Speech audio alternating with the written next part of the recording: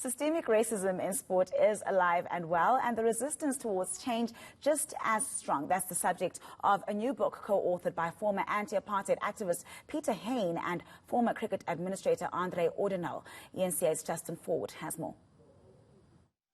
Pitch Battles, Sport, Racism and Resistance. That's the title of the book Peter Hain and Andre Odendaal penned, looking at the politics of sport. I started off as an activist combating the argument that sport and politics shouldn't mix.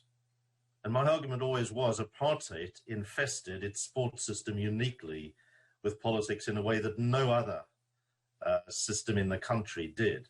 In a broader sense, I don't think sport can be divorced from politics any more than life can be divorced from politics. The Black Lives Matter movement around the world found its way into sport and has given voice to the former voiceless. We're talking about 500 years of systemic violence, that these ideas of discrimination and exclusion systemically have developed. And in our country, particularly in the last 200 years, since sport took on its modern form.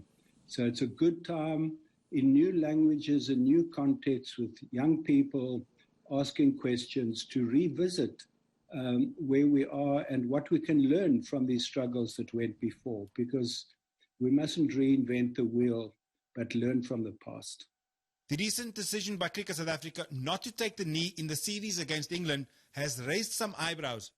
What struck me about the contemporary debate, especially around cricket, was that attitudes amongst some of the white cricketers hadn't changed. So the legacy is still there. And I would have thought that it would have, the one set of sports people in the world who should have been taking the knee was in South Africa, to send a signal to the rest of the world that South Africa had actually understood its apartheid history. And so I was frankly very disappointed by that.